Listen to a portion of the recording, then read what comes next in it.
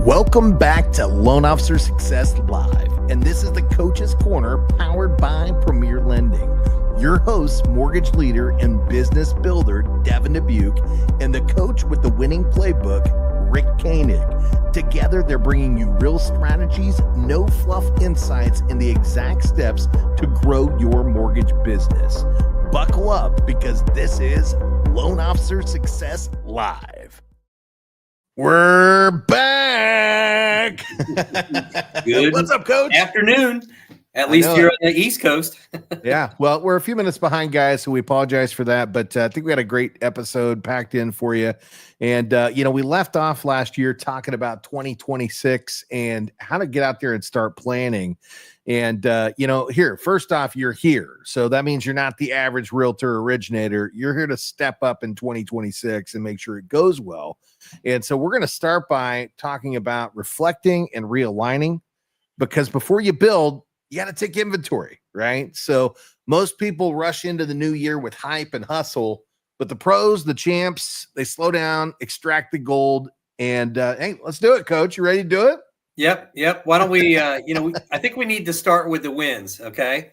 So if you don't start with the wins, then you don't walk into this with a positive frame of mind. A lot of people that have had a tough year just forget that you got to celebrate the wins. So, we suggest 3 of your biggest wins from 2025. What were they? Not just production goals, but what were 3 real wins? Something that maybe got you out of your comfort zone, made you think, made you work a little harder or work a little different. And then, maybe you bounce back something that happened that was, didn't work out real well, adversarial.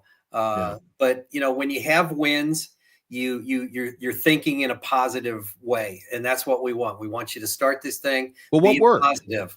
Yeah. What worked? What worked last year? What were the 3 biggest things that you saw in your growth momentum that can really help you start to kind of set the stage for what's going to happen in 2026, right? And the wins help you build the belief system. They give you the momentum, just like you said, Coach. And let's talk about wins real quick. Since we're preaching, let's practice what we preach. What are some big wins for us last year, Coach? Well, as a company, we've doubled our size. Yeah. We doubled our production. And although, growing is always hard because, you stretch things to the limits, you push people to their max capacity sometime. And, as a company, whether it's our processing, underwriting or that, we've always tried to keep our people at about 70% of capacity so that we have the width to grow. We were able to do that successfully all year with underwriting and processing. It was really great. Yeah, no, that was a big win was growth. And I think, that goes back to, what our process was, for last year and what it is moving forward, which is, we're on the mission for 3 billion, that's the direction that we want to travel.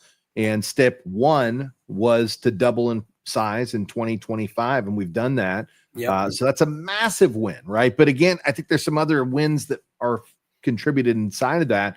And that's the people that we've brought on, right? Because it's not just about doubling in size to double in size.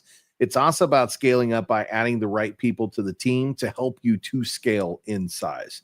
And we've got some big additions this year that have really helped us to achieve those goals. And, I think that's number 2. It wasn't just about doubling. It's about the people that we brought on so that we could actually control that growth and, start 2026 off with a bang. What you said third one is? What's the third one for us? When we said bringing people on and bringing on the right people, we brought on some processors, underwriters, in addition, that were outside of the teams that we brought on that were really good. We had an incredible corporate meeting this year, getting ourselves aligned, because when you have additional new people and everybody's doing different jobs, and yet you're still at that point where some of the main people are wearing too many hats, to sit down with the whole team, get on the same page, make sure we're looking in the right direction.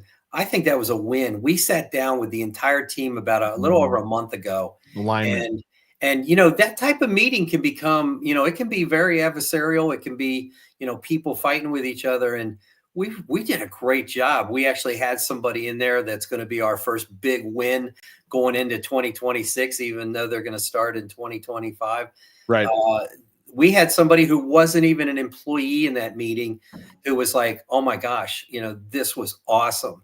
Yeah. And we had people that were a little afraid that, he might hear us talking about this stuff and it would scare him away. And yet with him, it encouraged him that we were as open as we were to talk about what we needed to do to take that next step. And we included him. So another win, Well, I think that plays right into part 2, the pain audit. Right. Yeah. We gotta have a pain on it, because at the end of the day, what are the 3 things we did great? That feels really good. We get to talk about that, but what things that didn't go well, right? And then how do you assess that? And I think you talked about it for us. What we did is we literally had a meeting where we went in and we self-assessed ourselves. And then we let everybody else in the room assess us as well. And some people, they don't like to be assessed, but you've got to embrace that, because the only way that you're going to improve or get better is to take a self-assessment and be very, very honest with yourself. And if you don't grade out well, you know what you got to do, right? You got to step up and make those transitions. So let's get real with this, right? Well, and let's even talk about that for just a second. I mean, you say we assessed ourselves. We had to give ourselves a number between 1 and 10 without using the number 7. Yeah. And so, because a lot of people fall on 7 because it's almost, it's in between 5 and 10. And we had some really honest evaluations of people. And what was really cool was when their peers, and we utilize a system called no ranks, where nobody has a rank. We're all equal. And a lot of the peers were like, no, you're not a 6, you're not a 5, man. You're an 8, you're a 9. Yeah. We had, we graded ourselves lower than our peers graded us. We did. We did. And, and everybody had to give the reason why they gave themselves that grade. So you had to admit your where you were lacking or where you thought you did well. And it was really impressive to see how people came to battle and say, no, that's not who you are. You Exactly. You are better than that. And and if they didn't come to battle for you, I guess maybe you need to go back and think about it. But I don't remember that happening, because we just have such a live group. So if your group, if you're a realtor or a loan officer and you don't have a manager that's willing to do this with you, or you don't have a partner or somebody that's really willing to break it down for you, be as honest with yourself. And heck, if you have to, go ask your spouse how you're doing. Or, come over to the LOS Live website. You can see it right here. I've got it right there, LOS.live, and, jump on the calendar. I'd be happy to sit down with you as well and help you with your plan. So think about this when you're doing your pain audit, right? What clients did you lose? What habit did you want to create that you didn't master? And what income goal slipped through the fingers, right? What part of it didn't you hit? This is important. You want to write down these 3 failures, right? And then write down the lesson you learned, because we talk about this all the time. We learn more from our mistakes than we ever learn from our victories. It's real easy to pat ourselves on the back and say that we're doing awesome, but we don't learn from that, right? We go back to 2020, 2021, and everybody in the industry was just, raking in business hand over fist, and we were patting ourselves on the back, but we didn't learn anything. I guess, we learned something after that. We learned that we weren't doing what it took, right, to have a sustainable business model, right? Oh, yeah. So, and as a coach, when I was coaching people, I thought I was awesome, man. These guys were doing great. And then came 2022 and 2023. And actually, Devin, you were one of the people that just, was in the darkest of times, going from a consumer direct model where everything was generated for your team to that team had to now learn how to generate leads, become realtor loan officers, to watch you as a leader embrace the tools and stuff that we utilize, teach it to your team, and then to help hold them accountable was amazing. And the way you did that was pretty cool. And I think that kind of, leads into, that well, I had a pain audit, go out, we came out of 2022 with the pain audit, and we knew exactly what the pain was. I mean, we saw production slip through, we lost employees, during that period of time, and we had to take a complete reassessment and reevaluate and decide what we were going to do. And guess what? We walked out of 2023 with our heads held high, because we actually were able to accomplish some big goals. Now, did I hit the goals that I wanted to hit? No. But man, did we get a lot closer to those goals? And did we get back to a place of profitability? Yes, we did. Right. Yes, we did. So I appreciate that, Coach. Well, I'm going to let you go into part 3. What's part 3, man? So we've talked about the wins. We've talked about the losses. Now let's talk about the next step. Yeah. You called it the energy inventory. And I think that's perfect because everything that you're going to do over this next year, it all comes down to time management and holding yourself accountable to your calendar and to the daily clock. And I think you used the term master key. It's the master key. Right. If you don't own your calendar, you're already starting out behind the 8 ball. That's fact. And for anybody that's out there, I would make this your number one activity. I can tell you even today, I do not have 3 things totally done that I planned on having done between 9 and 10 o'clock this morning. And the 2 of them are done completely. And the third one is almost done. I'm going to finish it as soon as we hang up here. Yep. But, that's my fault. It's 100% on me. And how did I blow it? I picked up the phone. I started talking to somebody. I could have talked to those people after I was done with these 3 things. I did not master my clock today or my calendar. Yeah. And it's my fault. I had the but stuff that's okay, written right? down. Yeah, you reassess and you move it to a different Yeah. time slot, and then you hold yourself accountable to hitting that goal. And you've already done that, right? Yes. But what we're also talking about here in part 3 is the energy innovator, right? So what gave you life this year? What was it that you were doing this year that, man, you felt great when you were doing this part of your business, right? And then the second part is what drained that life right out of you. What sucked it out of you? Because we talk about this all the time. We need to be focused on the things that we love. And I know sometimes you're sitting here going, that's impossible. I can't do that. Not me. Well, maybe you can't right now. Maybe your business isn't there yet. But if you follow these steps, right, and you follow the process that Coach and I are training you, you'll eventually get to the point where you can start to offload some of those things, right, and buy back your time. By the way, if you haven't read the book, Dan Martell, Buy Back Your Time, go pick that up. It's going to teach you how to invest back into yourself so you can get time back and stop doing the things that drain the life out of you. Because crazy as it is, some of the stuff that drains the life out of you, there's somebody else out there that's their pumpkin pie. They love it. They love doing that job, right? So we saw that happen yesterday in a meeting. We were like, hey, you need to do less. Me and you, we're going to take this off your plate. Just forget about it. We'll bring it back to you when we have it done. If you want to tweak it, we'll tweak it, but you're not allowed to worry about this. We will take care of this. And you did that on something. Me and Scotty did it on something. And I'm fired up about being a part of that. I'm not the technical guy that you two are that are going to probably do most of the work, but I still have my ideas and then I'm going to hold you guys accountable so that we can take it back to visionaries and integrators. Coach, you've got the visionary aspect of it, and then you've got integrators like Scotty and myself that understand how to take that vision and turn it into an actual opportunity. Right. Sorry, man, I got somebody here at my door. Thank you. They're delivering lunch. I know what time it is, brother.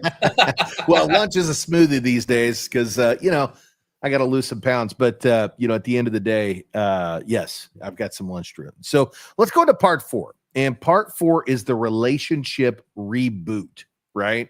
So your network, it's not just about connections. It's also about your ecosystems.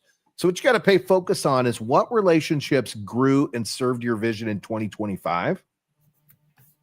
But more importantly, who stays in 2025 and doesn't come with you in 2026? What do you think about that, Coach? Are there people that along your journey that got you there that eventually you've got to let go of and move on? Yeah, and that's really tough, and that's part of it. Happens when you're growing. It happens when you get slow. You have to really evaluate the talent that's around you, what they're doing. Are they in the right seat? Right now, the way we're growing, we're having to do evaluations like that every day. Yeah. And sometimes a little bit of adversity points out the weakness and allows you to figure out, okay, this is what I've got to do next. I've got to move this person into this job because that's what they're better at. And we got to find the person that fits what we're doing. And for me, being our recruiter, that's what I go out and look for a lot of times. Yeah. And with all of us being so experienced and having worked for some great companies and coached some great people, we typically know who would fit that position the best. And now it's just a matter, can you go out and sell the vision of what you're doing? Yeah. And you have to make those decisions. And I know you, again, I keep reflecting back to you with what you had to do to go from, closing, whatever, 200 loans a month down to 8. 250 was the average. Yeah. 250 on average. I mean, yep. I remember how it just absolutely broke your heart and soul when you went home at night, just, distraught. Tears were shed. You had to let people go that were good people. But the one thing you said to me in the last year was people that you had to let go during that time that were so mad and hated you have come back and thanked you, and they understood. They found better opportunities. That they realized how hard it was for you to do what you did. But you made and quite frankly, I set them free because the opportunity for them wasn't really there like it had been in the past. Mm-hmm. And by setting them free and giving them an opportunity to find something different, a lot of them aligned with opportunities that were actually better for them at that time, right? So while working with me, and I get it, they love working with me and the leadership and what we were doing and like the energy that was being created. But at the same time, when the market shifted and we couldn't provide that same opportunity, I was doing the disservice of keeping them there, right? By giving them that opportunity to walk out and find something that was actually better for them at that point in time in their life. That was the right thing to do. So, and that goes back to, we don't need yes men, right? We need alignment, right? We need a crew that calls you and helps you get better. But I think this assessment also has to do with some of the partners we do business with outside of our immediate business, because let's in the lending industry or we're in the real estate industry, and maybe we've got some lending partners or some real estate partners that really aren't serving us well. And they're draining the energy out of us. So this is also the relationship reboot isn't just for your internal organization, but it can also be for your exterior partners. And I call them partners because the agents and financial planners and divorce attorneys that we do business, those are partners. They're extensions of our business. But if they're not giving anything back or they're causing stress and frustration, sometimes you got to know that it's time to let go. As the old guy Kenny Rogers used to say, you got to know when to hold them. Know when to fold them. Yeah, the smarter person is the one that knows how to fold them, because you definitely know when to hold them. That's it. But so whether you're a real estate agent or you're a loan officer, you're a branch manager, you're the broker, you need to look at the staff, go through this evaluation, and you need to grade like your whole team, and whatever part of those people's jobs caused you the most stress, you need to go back and look at it. And if you need to reboot that position, whether it's, remove the person, relocate the person, or, do it yourself. If you didn't need that person, you have to make that decision going into the year and build it into your calendar to do it. Yeah. Well, and often it's not you do it yourself. If you've got a thriving business, you've got to find somebody that can support that role. If it's not somebody that's bringing your money and bringing you joy, because ultimately the only way to build a business that's unstoppable, even when you're not present, right, and buy back your time, is to make sure that you're putting the right people in the right places so that you can focus on the things and the projects that are going to bring you more opportunity. So let's finish up with the alignment check, Coach. And then I know we've got to close this one out pretty quick because I got a meeting backing up to this. But so, talking about the alignment check, right? What did 2025 do to move me closer to the life that I want to live? Did it, right? Or did it just keep me busy? Yeah. And go ahead. Yeah. I'm going to say, when you're doing the alignment check, the biggest question is, did I grow this year? Did I thrive, or did I just survive? If you just survived, you missed out on some opportunities, because there are a lot of people out there that grew this year. You have to take advantage of the opportunities that are out there, whether it involves hiring another person, calling your database, bringing somebody in to call your database to spur those loans on, or those listings on. If you're just surviving, then maybe the business is running you, and you need to take the steering wheel of the ship and say, okay, here's what we're going to do. And you've got to make that shift so that when you get up in the morning, you are doing those things based on your calendar that you need to do that day to get better and grow. And sometimes it means coming out of your comfort zone of what you want to do. That's it. That's it. Well, this is the Reflect and Realign, right? And, are you running your business? Is your business running you? If you do the Reflect and Realign, you can really see that. And then what shifts do you need to make sure that you're proud of the way that you're living, right? So that's what we're talking about. And, I think we got to get closer to closing this one out, Coach, because we're running out of time. I know. But, think about it like this, right? What did 2025 teach you that's going to help you dominate in 2026, right? And if you want the process on how to do the realignment check, right? How to reflect and realign. If you want to know the steps and you want a worksheet on that, hey, just DM us on whatever platform that you're communicating on, and just say, give me the goods. And we'll make sure that we get out a structured worksheet that's going to walk you through how to reflect and realign. And then we're going to continue down this pathway and talk about all the different steps to year-end planning so that you can walk into 2026 with a clear vision and a clear plan and know exactly how you're going to get where you want to go in 2026. So sounds like a plan. I like it. You know what? I think I got something for that. Let's start with this one. And while I'm working on that, I did it backwards, but he'll be here all day, folks. So well, you have fun on your meeting. And I think this is really great. If we get people thinking about next year, now's the time to build it. And appreciate you that watch this, and you can contact us. Yeah, go to los.live. You can jump right on the calendar, or like I said, just DM us right in the comments and let us know. Hey, give me the goods, and we'll send out the worksheet so you can start building out your plan. And if you want to jump on the calendar, go over to los.live and you can book an appointment and meet with me or Coach Rick live and talk about how to get organized and structured for next year. So until the next time, I'm Devin Dubuque. Coach Rick Koenig. We'll see you soon. You've been watching Loan Officer Success Live, where real strategies meet real success. Don't forget to subscribe now and share it with your teammates, and keep leveling up, because your next breakthrough starts here.